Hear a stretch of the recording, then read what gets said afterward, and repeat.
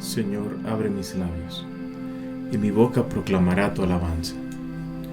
Gloria al Padre, y al Hijo, y al Espíritu Santo, como era en el principio, ahora y siempre, por los siglos de los siglos. Amén. Que el Señor también bendiga este día. De por sí esta bendición es la vida, y este día son una bendición. Eso es lo que quería decir. Y el Señor no es quien tiene que bendecirnos, por cierto. Siempre he pensado que decimos eso de la bendición al revés. El Señor nos bendice. A nosotros es como mucha pretensión, porque bendecir es como alabar. Nosotros bendecimos al Señor por este día, bendecimos al Señor por nuestra comida. En ese sentido creo que lo hacemos siempre al revés. Por eso sí podemos decir yo te bendigo cuando se lo decimos a una persona. Porque bendecir es consagrar, bendecir es alabar, bendecir es presentar al Señor todo nuestro amor, respeto y gratitud. Es una palabra un poco compleja de comprender, aunque fácil de sentir, ¿no? Todos sentimos que es una gran bendición estar cerca de Dios, y la palabra nos ayuda mucho a eso, pero también nos ayuda a aclarar las cosas cuando nuestra razón de por sí, que es tan humana, no nos ha acercado todavía al sentido tan afinado que tiene Jesús sobre cada palabra que utiliza. Bueno, todo este rollo que estoy intentando decirte es porque hoy, precisamente, el Evangelio habla a Jesús aclarándoles y un poco exhortando a los discípulos a que entiendan mejor las cosas. Y entiendo mucho su desesperación, la desesperación de Jesús, más que desesperación como en este sentido de insistir pues en algo que ya les decía y les aclaraba, que era hablarles en metáfora, de que no ocuparan las palabras de forma tan literal. Y es bueno que un día como hoy tengamos esta reflexión, porque nos acercamos a días muy simbólicos. Todo el tiempo de Cuaresma que se avecina a partir del día de mañana, miércoles. Entonces vamos a abrir nuestros oídos a este Evangelio que está tomado de San Marcos, capítulo 8, versículos 14 al 21. En aquel tiempo, cuando los discípulos iban con Jesús en la barca, se dieron cuenta de que se les había olvidado llevar el pan. Solo tenían uno. Jesús les hizo esta advertencia: fíjense bien y cuídense de la levadura de los fariseos y la de Herodes. Entonces ellos comenzaban a discutir entre sí: ¿es que no tenemos panes? Dándose cuenta de ello, Jesús les dijo: ¿por qué están comentando que no trajeron panes?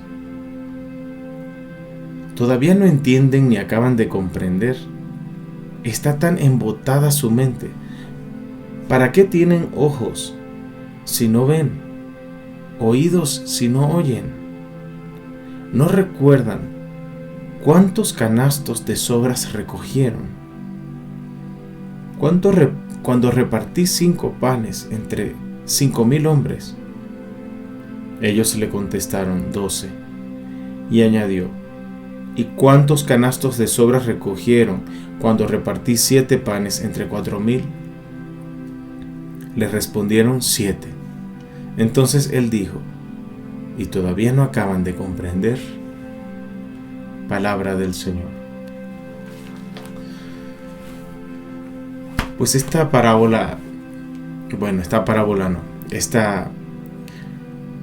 lectura, este párrafo de la palabra de Dios hoy, vemos a un Jesús un poco obstinado, pero obstinado de ver la obstinación de los discípulos, que no es brutalidad. En esta palabra podría parecer que es que los discípulos no entienden, pero lo que realmente los discípulos no terminan de entender es que es necesario romper la conexión con todo el mundo que les precedía. Recordemos que algunos de ellos, todos eran observantes, ¿no? Judíos observantes. Tenían la tentación, se está asomando entre ellos la tentación de consentir la pregunta de los fariseos del evangelio de ayer. Todo esto es consecuencia, también es continuidad del evangelio de ayer. Cuando Jesús se había alejado del lugar a donde estaba porque los fariseos lo habían acorralado diciéndole: danos una señal, un milagro. Y resulta que los discípulos se montaron en la barca y llevaban solo un pan. Quiere decir que Jesús se dio cuenta que esto había sido a propósito. Lo hicieron para tentar a Jesús, para probarlo, para ver si él ahí iba a hacer en íntimo la multiplicación del pan, si iba a ser algo raro. Por otro lado, también está probando él mismo a sus discípulos, porque con eso también se daba cuenta él de que a ellos les interesaba tanto lo material, y por otro lado el prestigio, que si algo pasaba ahí, a lo mejor ellos se iban a ir con los fariseos y con Herodes, es decir, tentados por los poderes religiosos y políticos a los que pertenecían antes. Entonces estamos viendo aquí a un Jesús que está dándose cuenta de quiénes son los discípulos. Muchas veces cuando los regaña, uno puede pensar: pobre Jesús, esos discípulos lo tenían bien engañados. No lo tenían engañados. Jesús por algo los aceptaba. Pero podemos notar que sí los está alertando, les está dando la oportunidad de despertar, a convertirse de todo corazón, porque aún en su corazón ellos consentían mucha humanidad. Son seres humanos, es natural, y Jesús lo entiende, pero aspira más de ellos. Espera más todavía, les da otra oportunidad.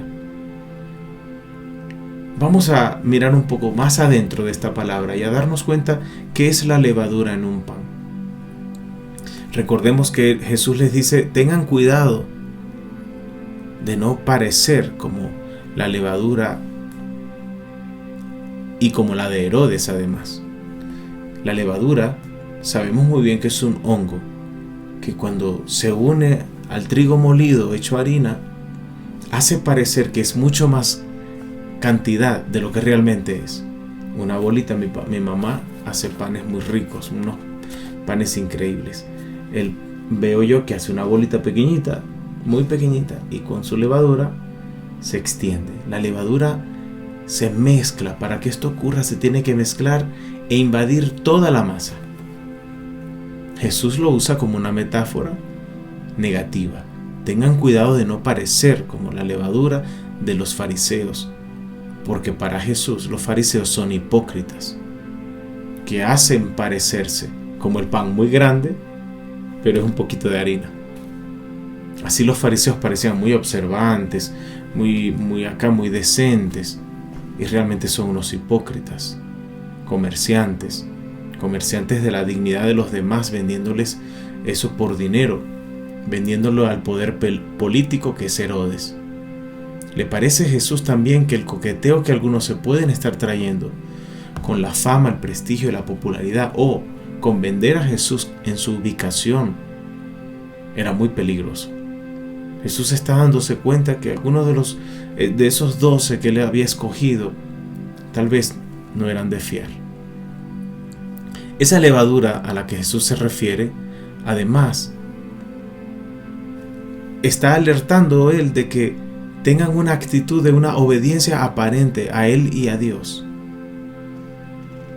Jesús aborrece a los que actúan, a los que fingen.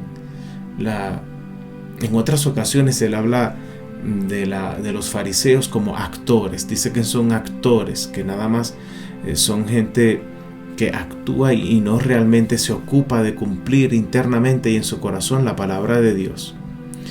De tal manera que cuando establece esta relación entre los fariseos y los de Herodes, denuncia el matrimonio política y de religión que hay entre los judíos con la gente de Herodes.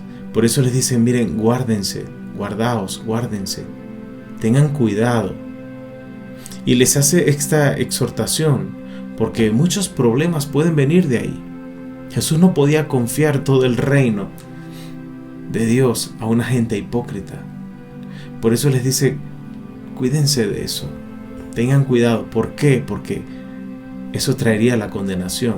Él no les está amenazando, está alertándose de que no vendan, como en otra parte de la palabra dice, no vendan su primogenitura por un plato de lentejas. Aquí les está diciendo, no vendan su alma por un poco de poder, por un poco de dinero, por un poco de fama con los políticos. No vamos a abaratar lo que somos por estar bien con la política. Está bien que Jesús le esté diciendo esto a los discípulos y todavía les insiste, es que no comprenden todavía. Ahí yo siento que es también un salto hacia la confianza en la providencia. Porque unos se angustiaban de que no hubiera pan, pero eran inocentes. No se daban cuenta que otros, a propósito, no trajeron el pan para tentar a Jesús. Entonces estaban discutiendo entre ellos, ¿por qué no trajeron pan suficiente? Y cuando Jesús les dice, ¿cómo no trajeron pan también? No es como diciendo, no sean tontos, se les olvidó el pan. No, es porque se da cuenta y se siente traicionado. Porque están coqueteando con lo que los fariseos le estaban pidiendo. Ustedes quieren que yo haga acaso una multiplicación aquí, es prácticamente lo que está preguntando.